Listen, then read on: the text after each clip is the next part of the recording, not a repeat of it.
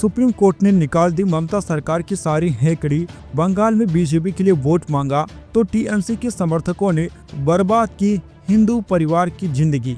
2021 के विधानसभा चुनाव के दौरान बीजेपी का समर्थन करने पर हिंदू परिवारों और उनकी महिलाओं को हिंसक रूप से निशाना बनाने पर टीएमसी के 6 समर्थकों की जमानत रद्द करते हुए सुप्रीम कोर्ट ने कड़ी टिप्पणियां की हैं। मामला बंगाल में 2021 के विधानसभा चुनाव का है। कलकत्ता हाईकोर्ट ने इस मामले में हिंदू परिवार पर हमला करने वाले 6 आरोपियों को जमानत दे दी थी। इसके खिलाफ सीबीआई की अपील पर सुनवाई करते हुए सुप्रीम कोर्ट ने न केवल इन आरोपियों की जमानत रद्द कर दी बल्कि अपने फैसले में सख्त टिप्पणी की है। जिन आरोपियों की जमानत रद्द हुई है उनमें शेख जमीर हुसैन, शेख नुरई, शेख अशरफ, शेख करीबुल और जयंत डोन शामिल हैं। मामला 2 मई 2021 का है, जो पश्चिम बंगाल में विधानसभा चुनाव के नतीजे घोषित हुए। इस मामले में शिकायतकर्ता का कहना था कि वो हिंदू हैं, जबकि उसके गांव में रहने वाले ज्यादातर लोग मुस्लिम समुदाय के हैं और सत्तारूढ़ टीएमसी के समर्थक हैं। शिकायतकर्ता का कहना था कि गांव में अल्पसंख्यक होने के चलते वो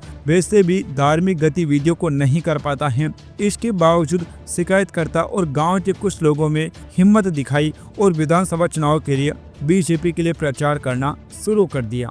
गांव में मौजूद मुस्लिम समुदाय से ताल्लुक रखने वाले टीएमसी समर्थकों को यह नागवार गुजरा। उन्होंने धमकी दी कि बीजेपी का समर्थन करने की कीमत उन्हें और उनके परिवार को चुकानी पड़ेगी। इस बीच चुनाव से पहले एक बम भी उनकी चाय की दुकान पर फेंका गया। 2 मई 2021 को जब चुनाव परिणाम की घोषणा हुई तो शेख मुहिम की अगुवाई में करीब 40-50 बदमाश इकट्ठा हुए और उन्होंने शिकायतकर्ता के घर पर बम डालने शुरू कर दिए। बदमाशों के पास छड़ी, चाकू, आयरन रोड, रिवॉल्वर थे। उन्होंने घर पर हमला करके घर को तहस नहस कर दिया, घर लूट लिया। यही नहीं, बदमाशों ने शिकायतकर्ता की पत्नी को भी नहीं बख्शा। बदमाशों ने उसके बालों को पकड़ा, कपड़े निकाल लिए और उन्हें जबरदस्ती अनड्रेस कर दिया। महिला के निजी अंगों को छुआ, उसके साथ छेड़छाड़ की। ऐसी मुश्किल घड़ी में बचने का कोई और विकल्प न देखकर महिला ने खुद पर केरोसिन तेल डाल लिया और धमकी दी कि अगर वो आगे बढ़े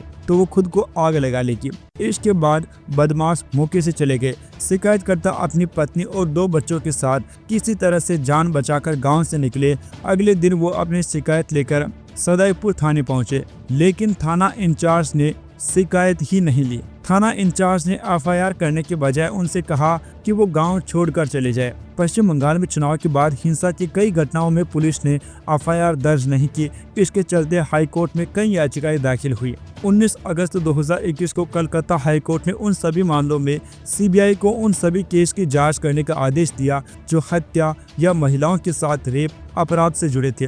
इसी के चलते इस केस में सीबीआई ने एफआईआर दर्ज की। सुप्रीम कोर्ट ने अपने आदेश में दर्ज किया कि इस मामले में आरोप इतने गंभीर हैं कि कोर्ट को झकझोर कर देने वाले हैं। इस मामले में कोई संदेह नहीं है कि शिकायतकर्ता ने जब एफआईआर के लिए सदैवपुर थाने का रुख किया तो थाना इंचार्ज ने एफआईआर दर्ज करने से इनकार कर दिया और कहा कि उन्हें अपने परिवार की रक्षा के लिए गांव छोड़ देना चाहिए। पुलिस का यह रवैया दर्शाता है कि आरोपियों का अपने इलाके में और यहाँ तक कि पुलिस पर कितना दबदबा है। जाहिर है कि चुनाव के दिन जिस तरह से शिकायतकर्ता के घर पर हमला किया गया, उसका एकमात्र मकसद बीजेपी का समर्थन करने के चलते उनसे बदला लेना था। वो लगातार बीजेपी समर्थकों को आतंकित कर रहे थे।